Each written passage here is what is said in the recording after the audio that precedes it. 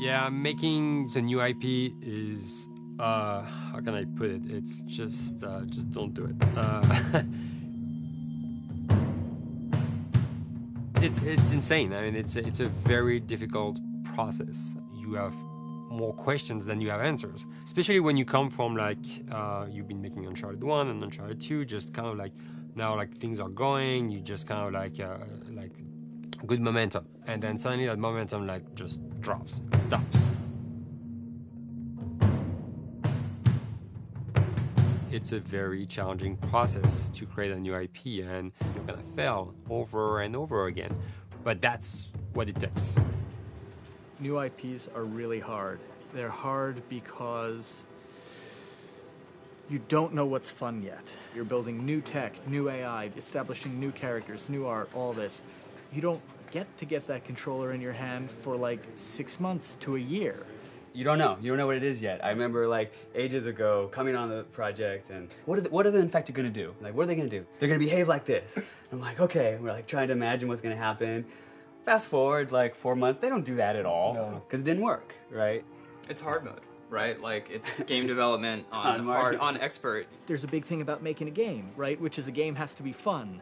You get your first build where everything's working. You got player mechanics. You can walk around the world. You can shoot. You can melee attack people. You've got the AI in there. They're very intelligent, very difficult, and it's totally not fun because they snuck up behind you and murdered you in a second, and there was no way to figure out what was going on. We're making a game, by the way. Hey, James.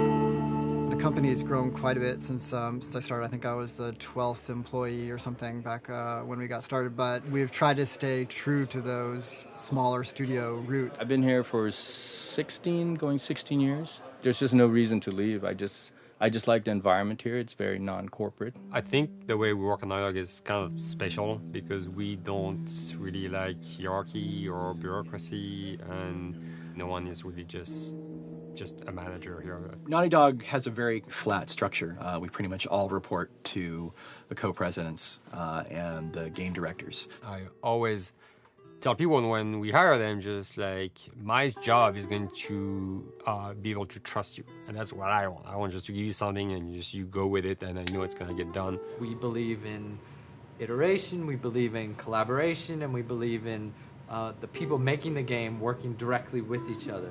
When we have designers and artists, animators, all mixed up, anybody that's working on the same tasks, the same characters, the same areas, put them next to each other so they can communicate a lot better. We don't have a lot of meetings because if you need something to get done, you just walk over and you talk, and then you go back to your desk and you finish it up.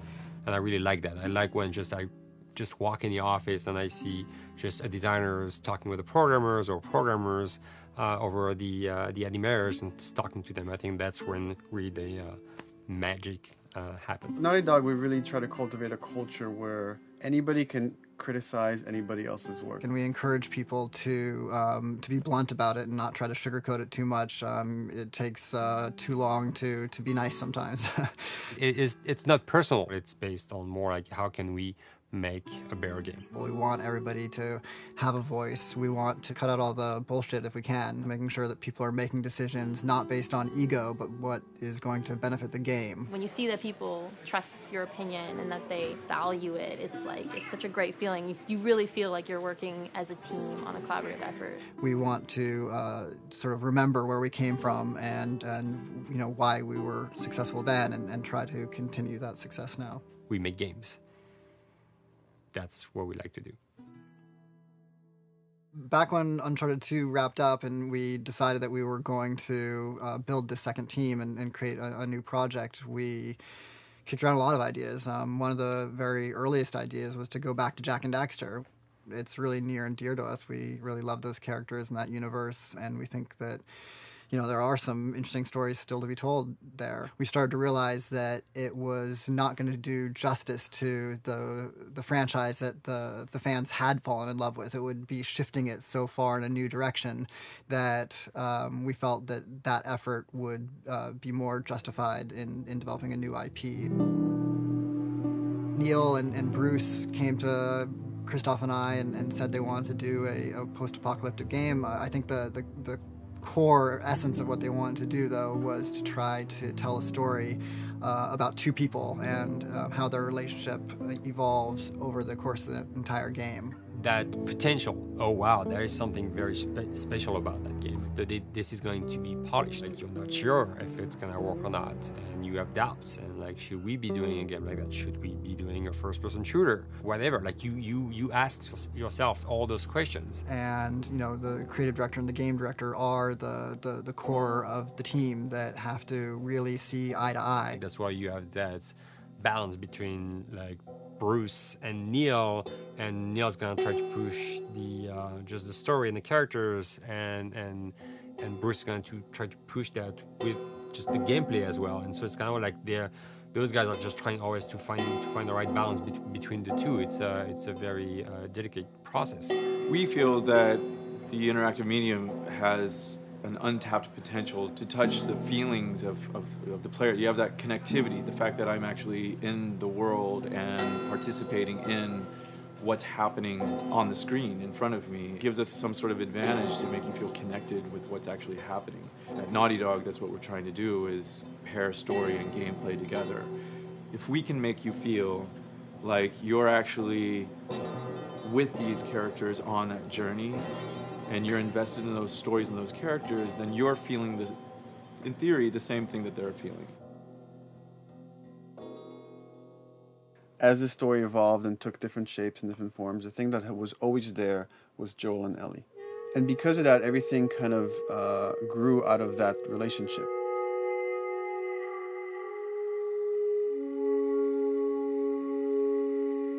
We've seen kind of that role of the anti-hero change, especially over the last 3 to 5 years, to where before it was like the thick-neck mercenary kind of guy. For this game specifically, for this story, we needed something new.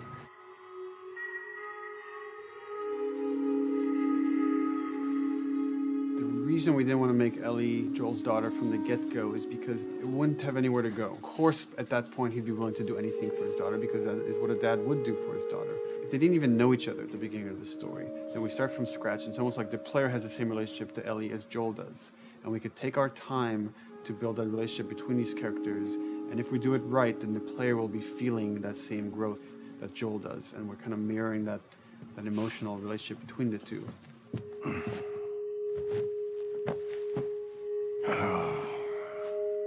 What are you doing?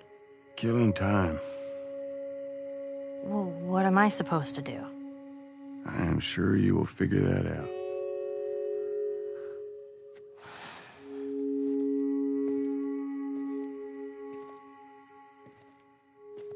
Your watch is broken.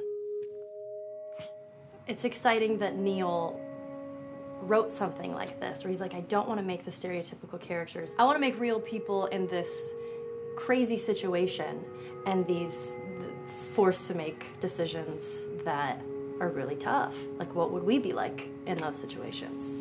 I mean, we weren't consciously trying to pick male or female for characters. You just try to pick characters and just be honest with who they are. It almost doesn't matter, right? Joel's daughter could have been Joel's son. Ellie could have been a boy, and Joel might have been Tess. You could have swapped those roles, and I think the story would have still worked. The focus on female strength, it's so unique. You get to see what's so powerful about a woman through all of these female characters, which makes this game wonderful and unique. There's a crew of Fireflies that'll meet you at the Capitol building. That's not exactly close. You're capable. You hand her off, come back, the weapons are yours. Double what Robert sold me. Speaking of which, where are they? Back in our camp. We're not smuggling shit until I see them. I want Joel to watch over her. Whoa, I don't think that's I'm the not best Ellie. idea. him. How do you know them? I do think having a strong female character, especially like Ellie, is so rare in video games. And as a gamer, and more specifically a female gamer, it's frustrating to me because I'll see sort of the stereotypical female character where she's amazingly beautiful and huge boobs, and she's there to be either the love interest or just because they're like, well, we need to throw a chick in here. We've seen the strong woman or we've seen the weak woman. We haven't necessarily seen the empowered woman from this kind of standpoint. And there's that beautiful scene where Joel finds her inside the house and she's reading through this girl's journal going, is this really what they used to worry about? What shirt do I wear and what boy am I gonna go out with? You know, and to be met with those first world problems that we deal with every day and go, how trivial is all of this? I think it's gonna resonate a lot, not just with, you know, a female audience, but with a male audience as well. The thing that was intriguing to me after the fact is knowing that we're kind of creating a female action hero in a way, and this is her origin story with Ellie. To sort of be such a strong female character that is completely normal looking, regular t-shirt and jeans, and she's 14 and she is still a total badass, is really exciting to be a part of that. There's so few non-sexualized women in video games, especially in the main role, that we were kind of proud that we were creating one. It's very complex, and without the players knowing it, she becomes the protagonist by the end of the story. And that's why she's in the front of the box, and that's why we've been promoting the two of them together so much. Who's there? It is a dual protagonist game, and yeah, I guess I get nervous to think about it in that way.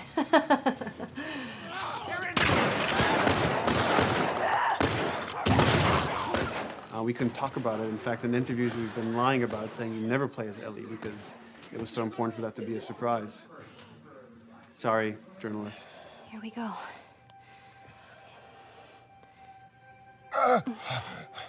Sorry. Hold on. That's it.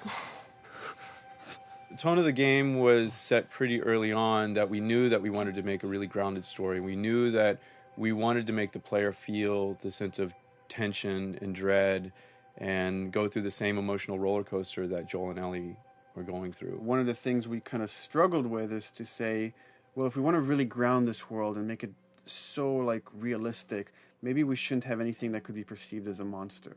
Maybe like by just having an infection that just killed people, and it's all about humans and how they deal with this post-apocalyptic society and how different people decide to survive. Maybe that would be enough.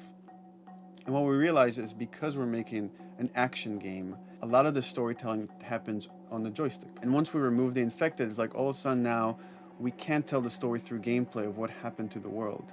And that's where we kind of went back and kind of brought the infected back in, because it lets you see, once you're fighting them, the threat that people had to deal with that otherwise would just be very cerebral and people could talk about it, but you couldn't necessarily experience it yourself. In a novel, that might work. In a game for us, specifically an action game, it didn't work. And from there, when we start kicking around those ideas, and we're just like, what would be cool just to play? The early inception for it really came from a BBC video we saw called Planet Earth, where they were talking about a cordyceps fungus. This cordyceps fungus gets inside of the brain and controls these ants, and mandibles start chomping, they grow up to higher areas, cordyceps fungus sprouts out, and then it germinates. And essentially uses them to spread its infection and take over whole colonies, sometimes wiping them out. As soon as we saw it, we were intrigued by the idea of what if it jumped to humans?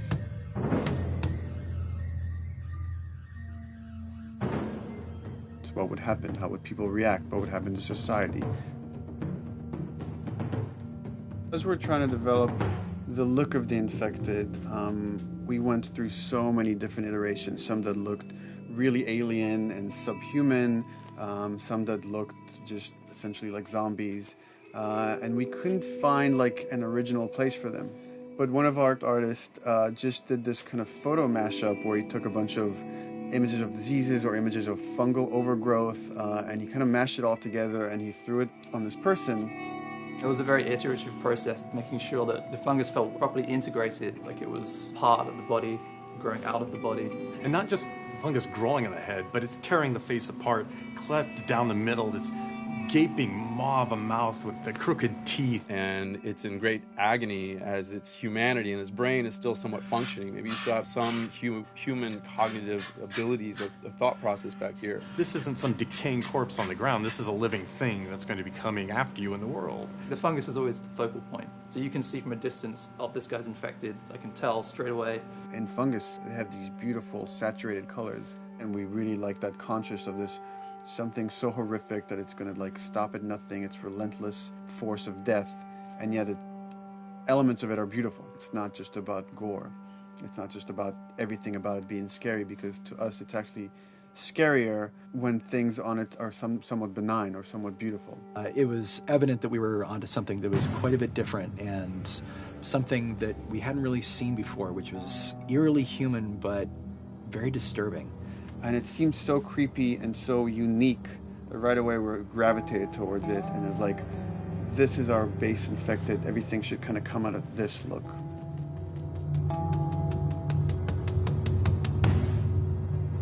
So once we had this idea of the face-splitting kind of look that eventually became what we called the clicker stage. We went to great lengths to create a full biological cycle for these things. So in the early stages, you don't actually see too many signs of the fungus surfacing out of the skin. It's kind of underneath it, like people have lumps starting to show. The eyes will be kind of cloudy or lopsided because the fungus kind of originates inside the head. That moves into the next phase, which is the clicking phase. And if they mess with the eyes, we end up saying, well, how do they get around? Oh, echolocation. And they use a form of echolocation to track down their enemies. Just like bats, or even some blind people can see by making a clicking sound, a sound that on its own wouldn't be very scary. And then to associate it with something that people in this world are very fearful of, so that as you're exploring an environment, all of a sudden you hear this click, and you're seeing everybody just get frightened, just everybody duck, everybody hushes. Great.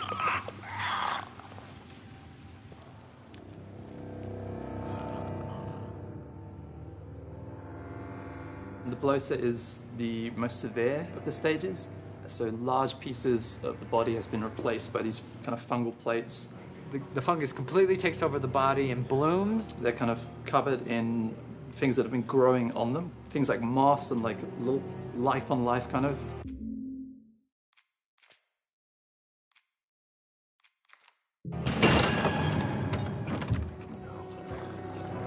What the fuck is that? Goddamn bloater! When the infected feels like it's going to die, it finds like a dark corner and it becomes part of the environment. The human elements aren't there anymore. And then the body is gone. They lay down and sprout and then spew spores. And if people can breathe those spores, they become infected as well. It all had to kind of make sense of how each stage flowed from one to the other.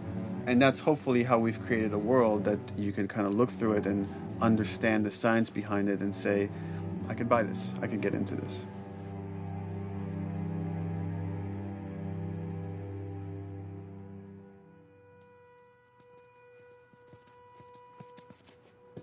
Mandatory evacuation. Evacuate to where? What do you think? Quarantine zone. See, some places got a heads up before the infection showed up. Most didn't. Over the course of Joel and Ellie's journey through this game across America, you find all these different societies, all these different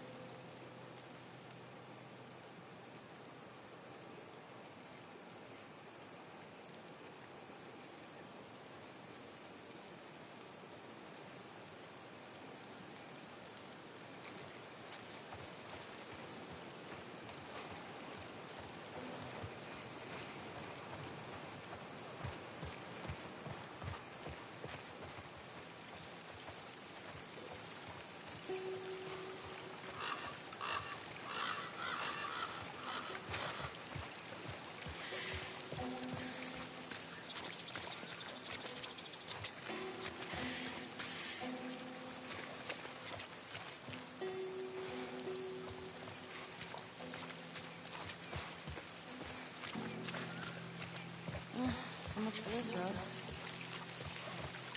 You just follow the river. It'll lead us straight to Tommy's. Come on.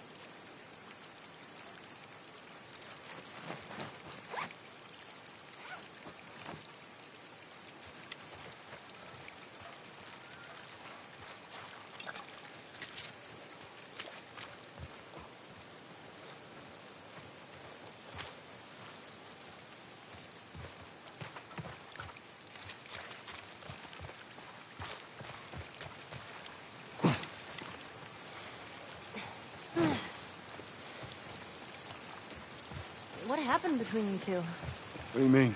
You and Tommy. You're not together, so clearly something went down. We just had a bit of a disagreement, that's all. Ah, here we go. So what was it about? Tommy saw the world one way, I saw it the other. And that's why he joined the Fireflies. Yeah, your friend Marlene promised him hope.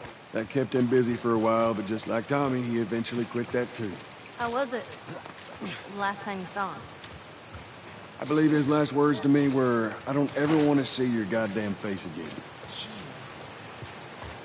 But he's gonna help us? I suppose we're gonna find out.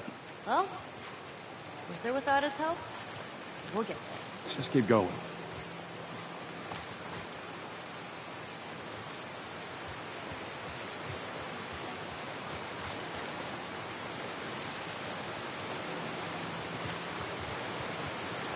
Whoa, what's that? Right there's a hydroelectric power plant. A hydra who? It uses the river's movement and turns it into electricity. Let's do that. Look, I know what it is. I don't know how it does it. Right. How are we doing it up?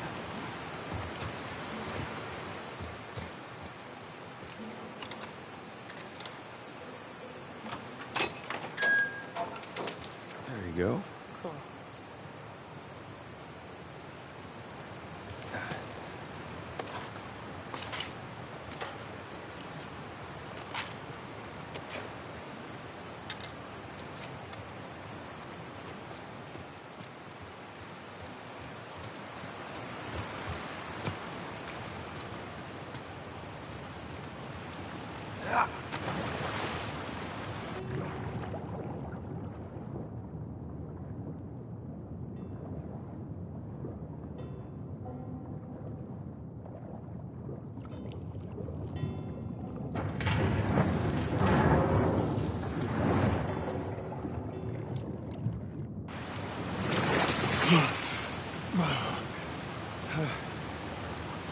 All right, I need you to... I know. Step on the fucking pallet.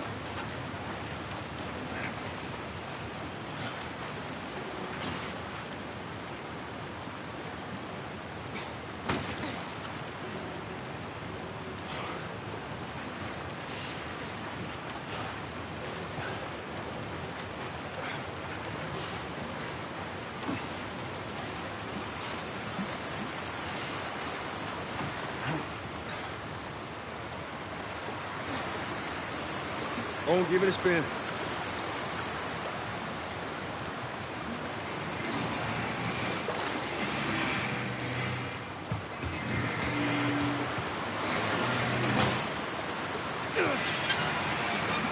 Hey, go get the other one. We can use it as a bridge.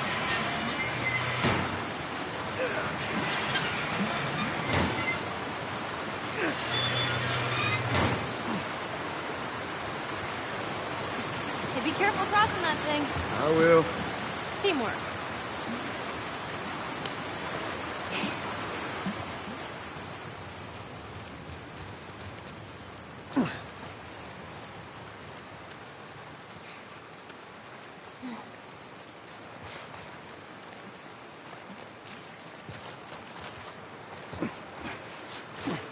That's too small a grave. Forgot to leave that stupid robot on his grave. What should I do with it? Ellie, What? I want to talk about it. no. Why not? How many times do we need to go over this? Things happen, and we move on. It's just... That's enough. You're right. I'm sorry. Let's get to Tommy's.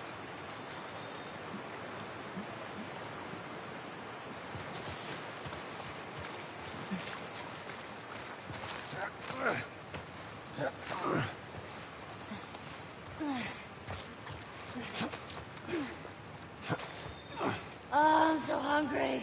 I know, I am too. All right, next squirrel I see, I'm totally shooting it. Let's get past this place, then we can scrounge up some food. Well, if I starve, you're responsible.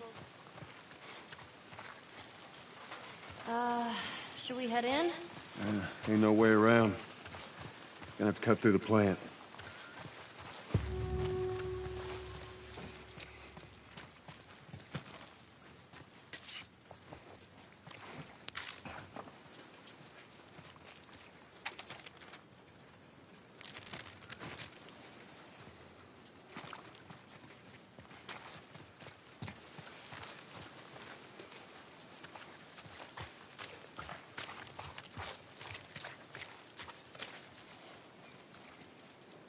I own that shirt. I still think we should sell off our mocap suits for charity. Unwashed. Jeffrey Pierce.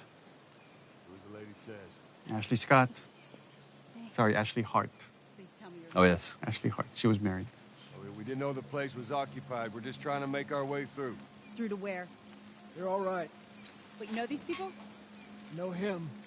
He's my The goddamn... chemistry was so good between two of you them. and Jeffrey. It was amazing how well, and I mean, Jeffrey's just a few years older than me, but it was interesting playing the older brother to him. And yeah, we felt like brothers immediately. It was crazy. Oh, well, Jeffrey came. I mean, we almost cast Jeffrey Yeah. as Joel. And then once, like months later, we needed to cast Tommy. I was like, oh, Well. what's Jeffrey Pierce doing? That's for him. Thanks for not blowing my head off. Would have been embarrassing, considering you're my brother-in-law. And Ashley Scott, she came really close to being cast as Tess. And Yeah. when we needed Maria, I was like, oh, We Ashley got the Scott. perfect person. There were no additions for these roles. I love this awkward setup of this is how he meets his sister-in-law. How he meets Yeah. Jeffrey's, or Tommy's wife. Story. Why don't we bring him inside? And you just get to see here now how Ellie's starting to become more secretive. Well, also, it's like Guarded. the way they're standing and everything. It's like Ellie's kind of alone now. Like now, it's like Joel is with Tommy, and There's no one familiar with Ellie. False alarm! They're friendlies. We've been dealing with raids. A lot of bandits in this area. It's been quiet for a few days. What the hell are you doing here? I thought I'd find you in Jackson. Been trying to bring the plant back to life. We had it working before, but one of the turbines went south. We have electricity, Joel. I had. We'll get it running again.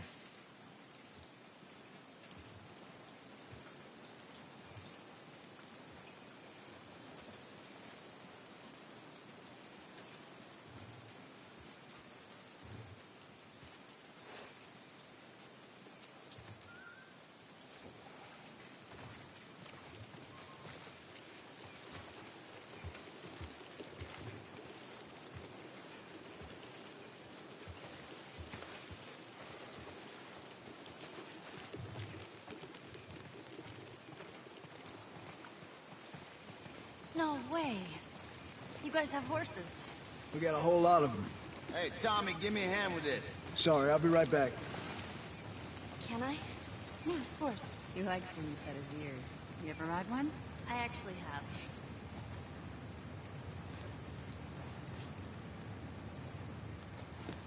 You know, if you want, we can take him riding later. That'd be awesome.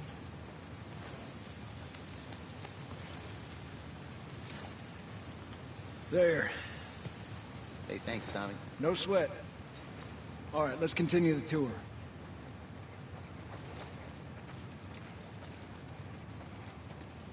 Earl? Yeah? Why are you here? Weren't you supposed to head back this morning? Still waiting on Hauser and the rest of the boys to relieve me. You know, we'll be fine. Just go home to your family. Just a couple more hours. I'll tough it out. All right, look, take it easy.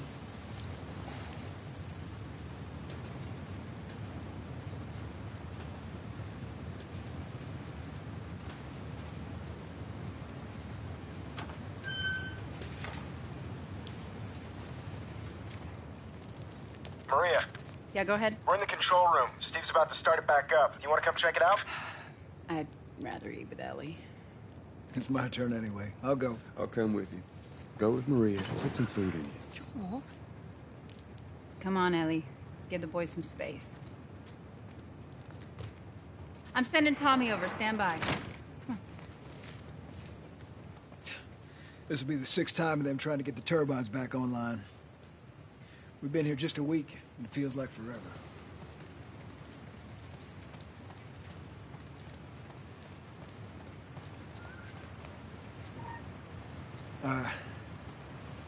I got something for you.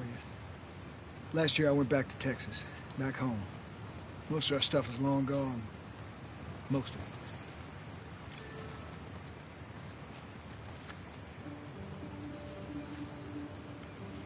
Here. It's a little faded, but it still looks pretty good.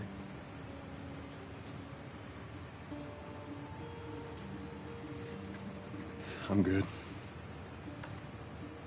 You sure? I mean... I've said I'm good. Okay. I'll hold on to it for you. Tommy, I need to talk to you. Privately. Yeah, okay. Let me just check on my guys real quick. Come on.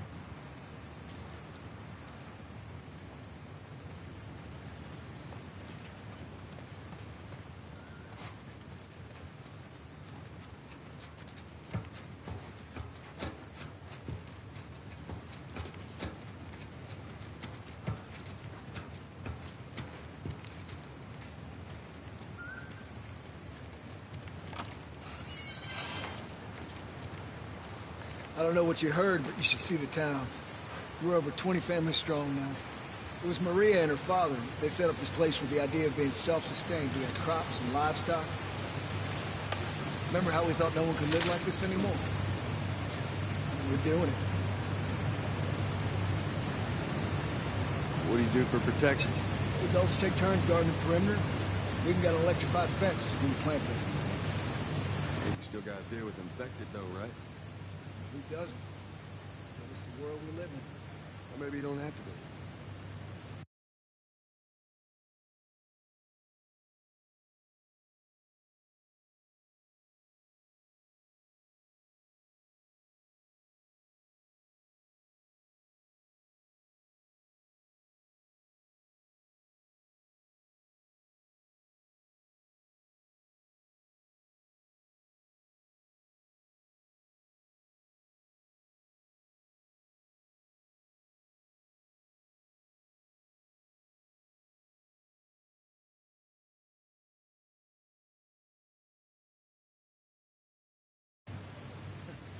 You sound like Marlene.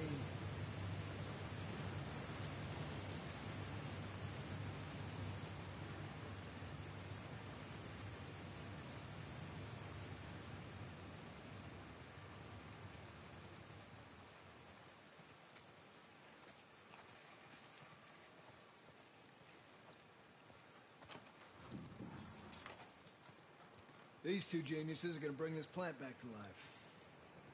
We think we got it this time. You don't believe us? I didn't say that. I'll bet you $1 million it works. Sure. Make it 2. We're almost ready. They just need to finish putting the shield back on. No rush.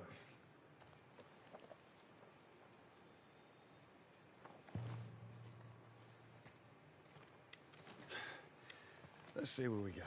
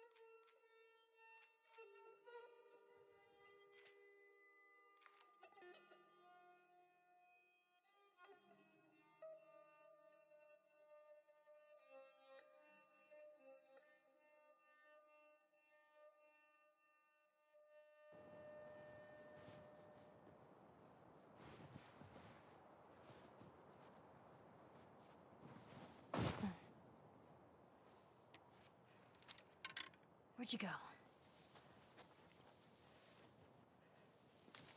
There he is.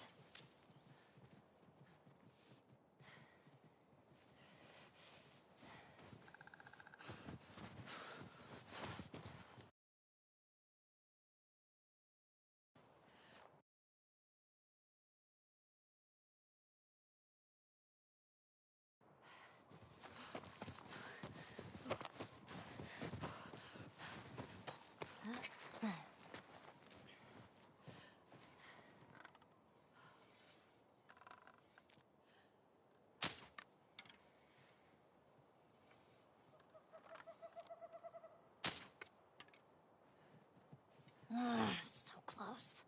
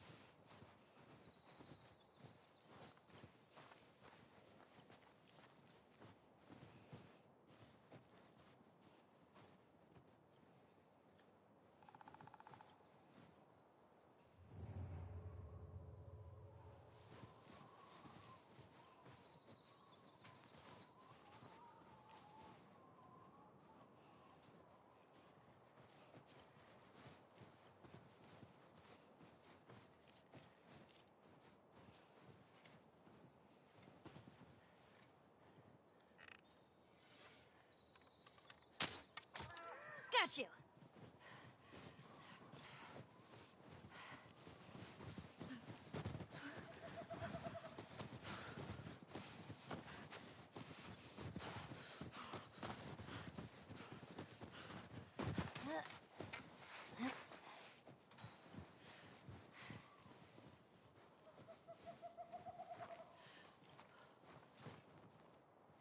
Easy, easy.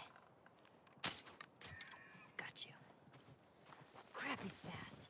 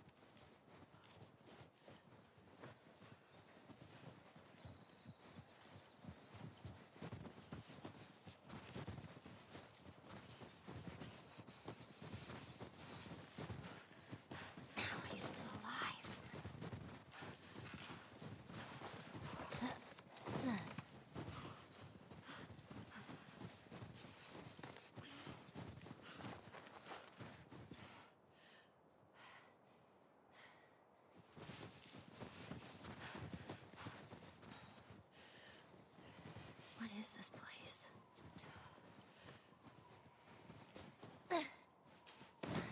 Oh, great. Everything's cool. This place is not creepy at all.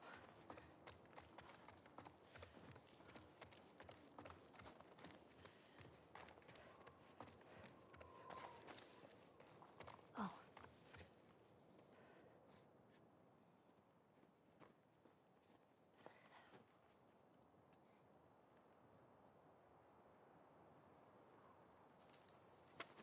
Who's there? Come out!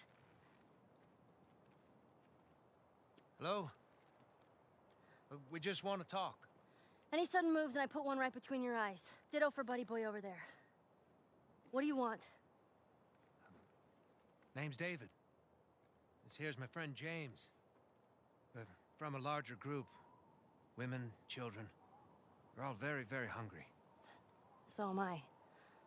Women and children, all very hungry too. Well, maybe we could trade you for some of that meat there.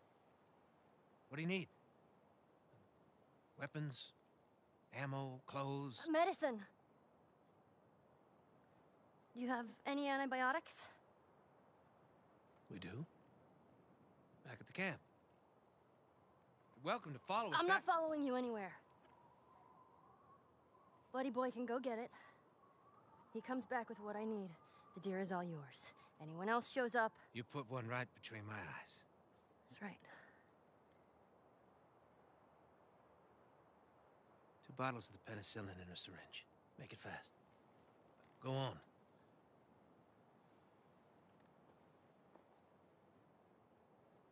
I'll take that rifle. Of course. Back up.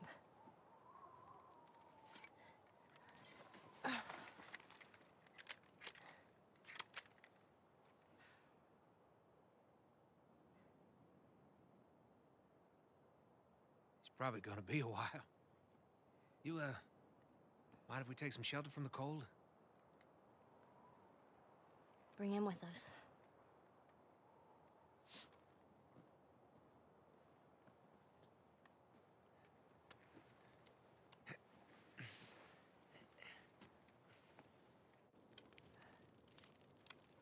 There. You know, you really shouldn't be out here all on your own. I don't like company. I see. What's your name? Why? Look, I understand it's not easy to trust a couple of strangers. Whoever's hurt, you clearly care about them. I'm sure it's gonna be just fine. We'll see.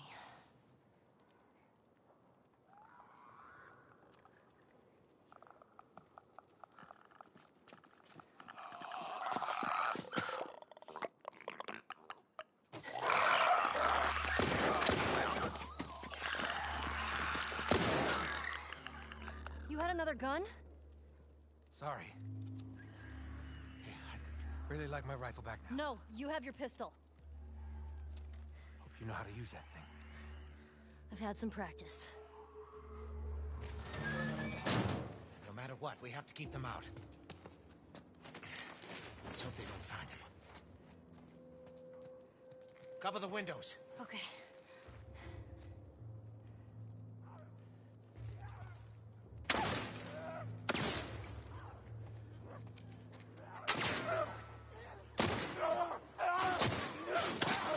Okay. They're in here!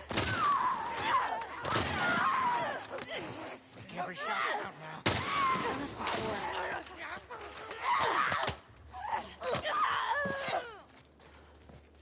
You weren't kidding. You're a better shot with that thing than I am. Give me a hand with this.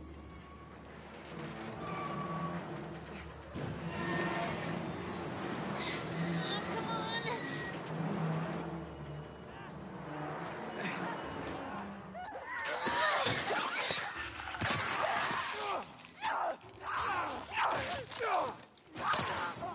Don't let him come in through the window. More affected on this side. That's a big gap. They must have followed you. Maybe they followed you and your friend. It doesn't matter. We're stuck in this together. Oh, thank you.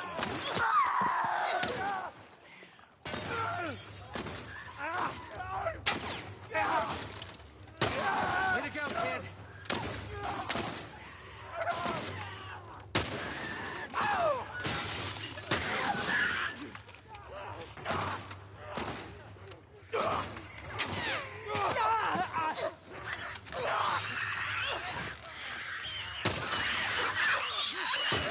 Nice shot.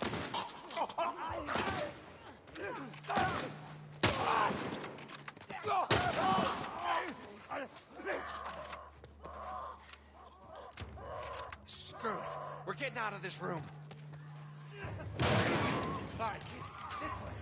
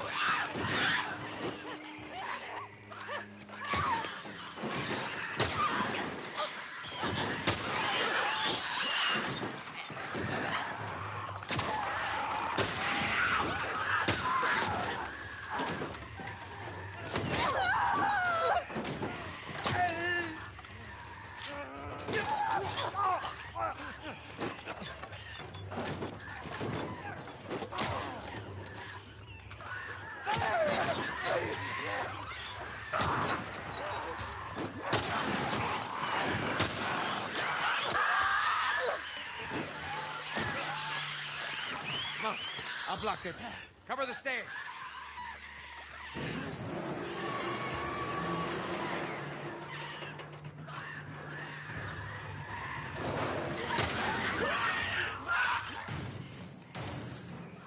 Follow me through here. Okay.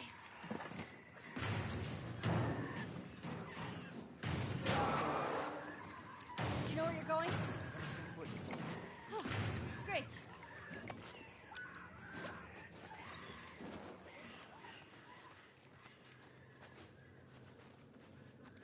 It's clear. This way. Right behind you.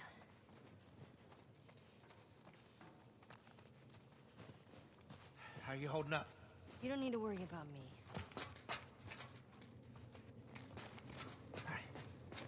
Stay close.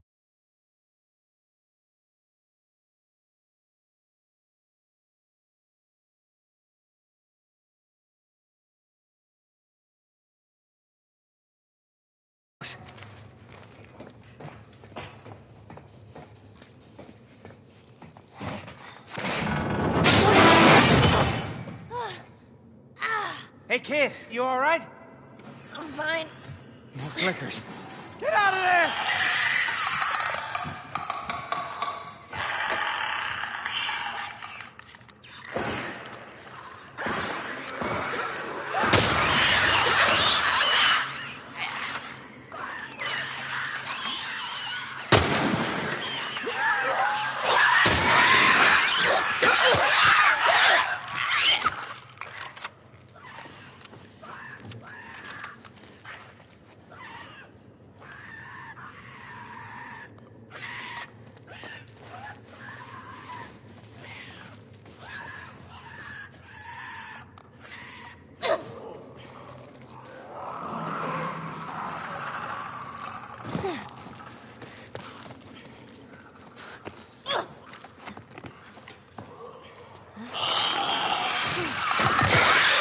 You all right?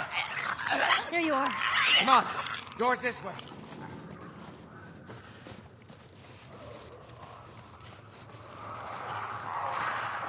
We were so close. We need to get up there. There. That ladder could work.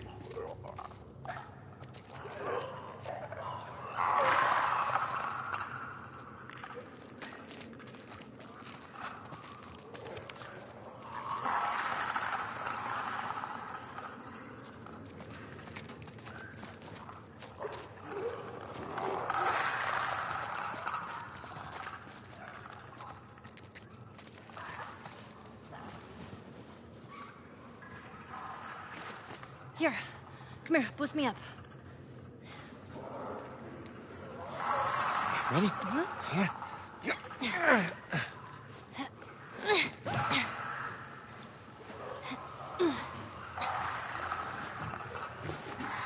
You be quick. You keep a lookout for these things. I know.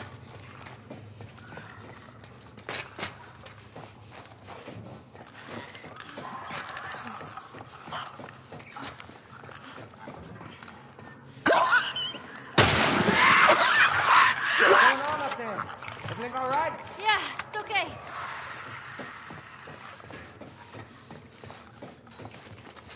All right.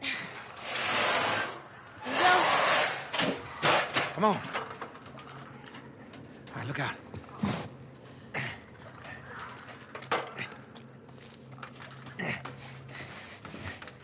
Come on.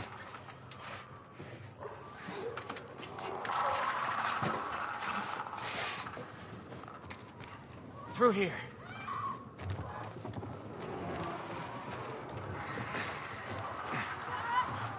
We need to find a way out of here.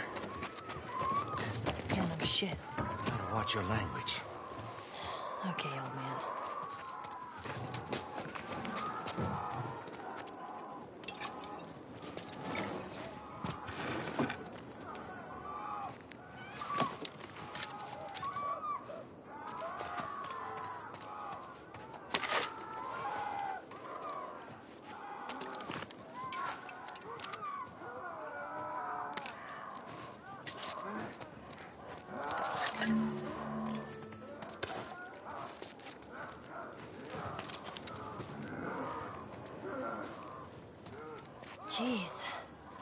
Looks like someone already fought those things and lost. Oh, Lord. I've been looking for these boys. Doesn't matter. Grab the gear. And look for an exit. Keep your eyes open for anything we can use. See anything? It's a dead end. How on earth did they use this building? So what do we do? We hold our ground. Is there any other choice? Die. Get ready.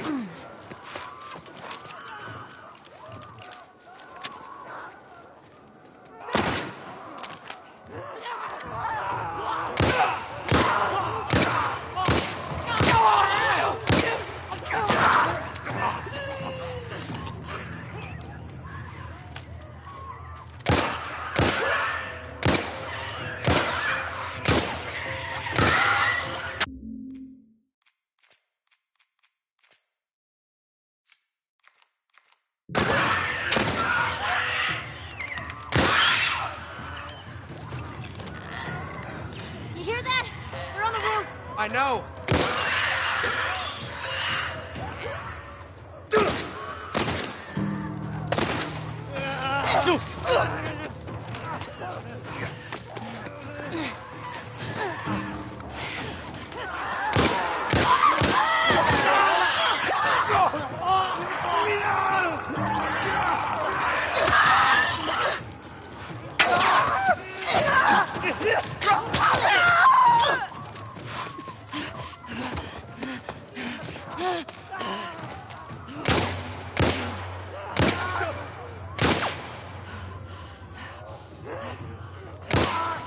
To your left. We're doing fine, kid. It doesn't feel like it. Just stay focused. We'll make it.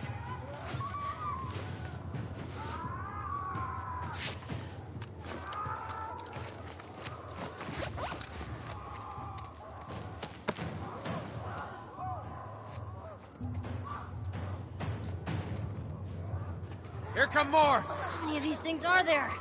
I have no idea. Just keep at it.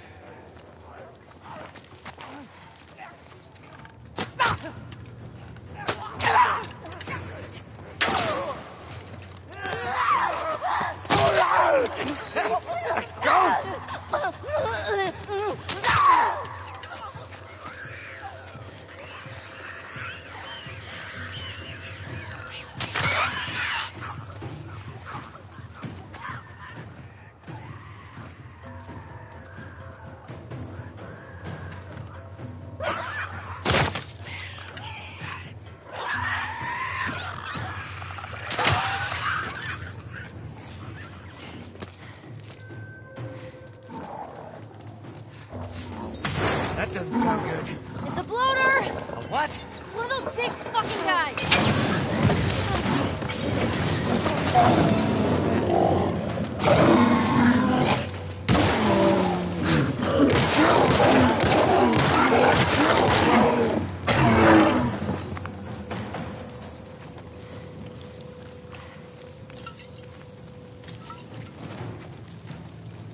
Hey, kid.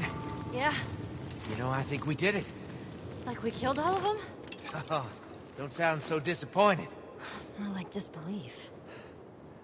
I'll check the bridge.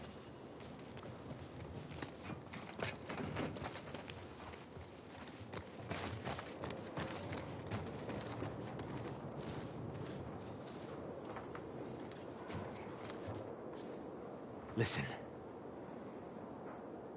No infected. no infected. What'd I tell you? All right, let's head on back. Check on that buck of ours.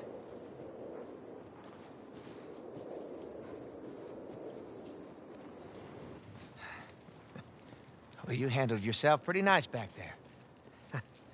Whew. I'd say we make a pretty good team. We got lucky. Lucky? No. No such thing as luck. Now, you see, I believe that everything happens for a reason. Sure. I do. And I can prove it to you. Now, This winter. That's been especially cruel. A few weeks back, I sent a group of men out to a nearby town to look for food. Only a few came back. They said that the others had been slaughtered by a crazy man. And get this, he's a crazy man traveling with a little girl. You see, everything happens for a reason. Don't get upset. Got it. No way, David. I'm not gonna let her go. Lower the gun.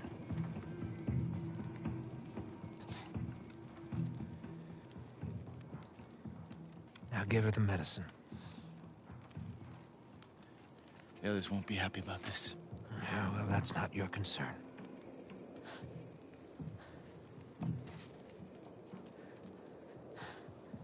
Move the fuck out of the way. You won't survive long out there. I can protect you. No, thanks.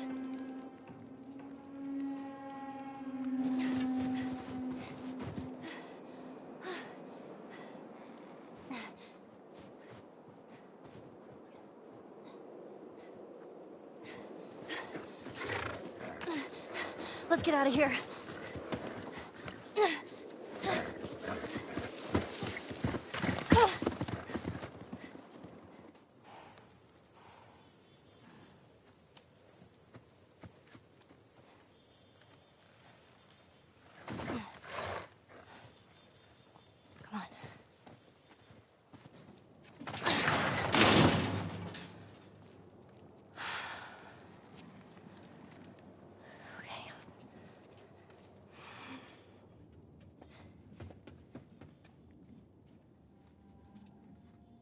Joel?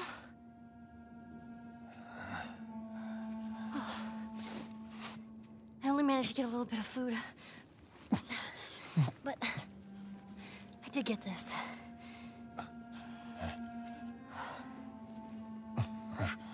Move your arm.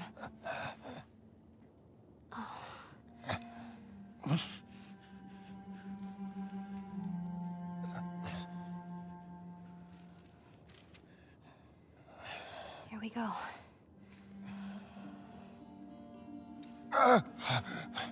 Sorry. Hold on. That's it.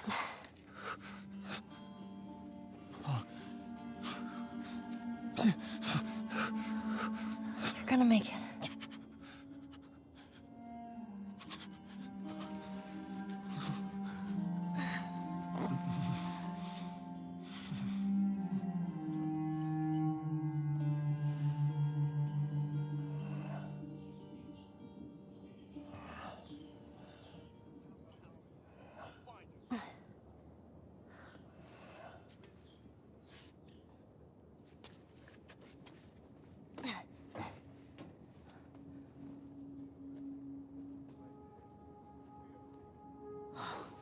Fuck. They tracked me.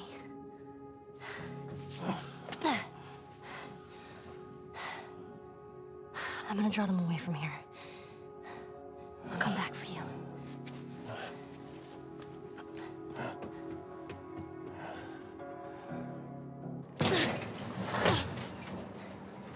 Easy.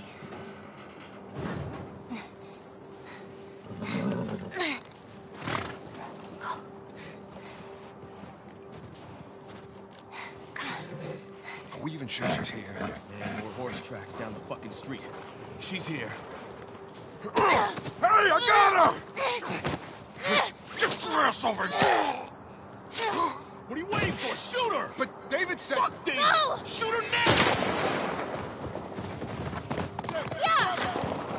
Jesus!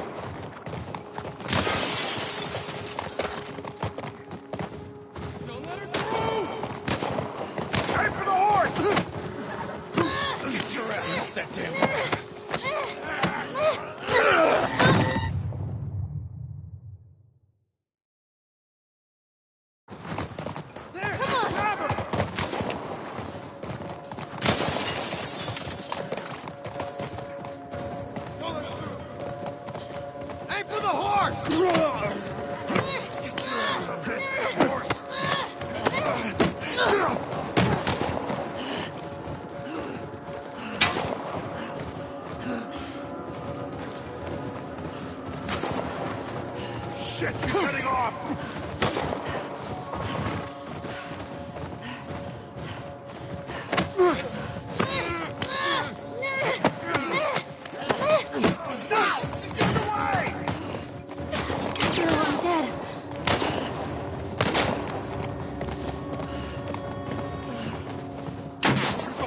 Shoot the fucking horse!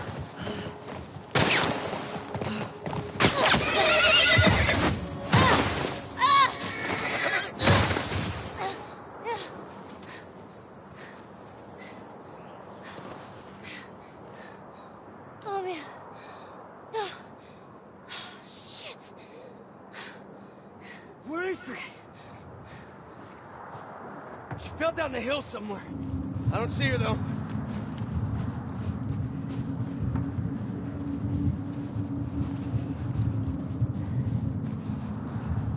Whoa!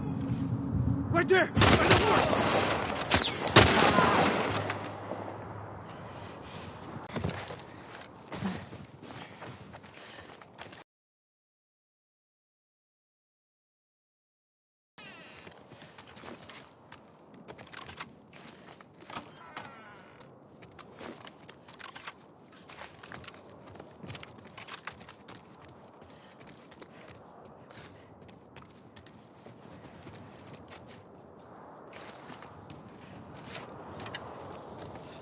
Really killing her?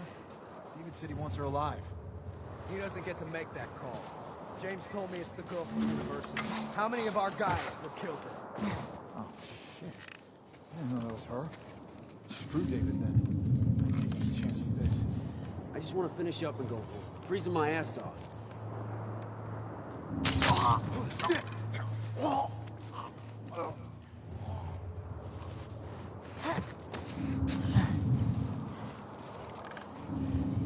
Hey, spread out!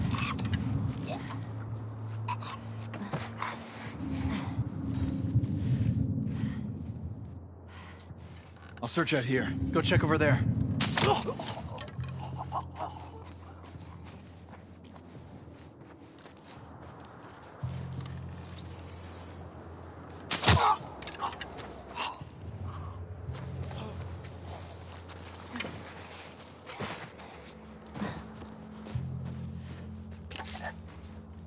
Where'd they go?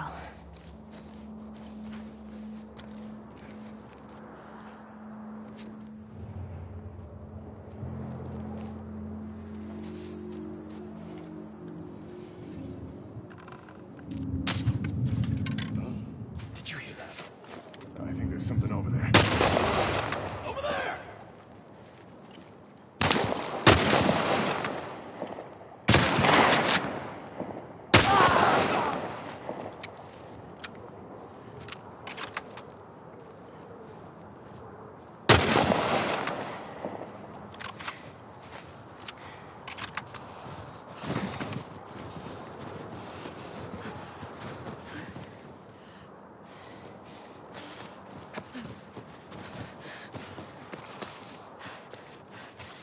Nature track.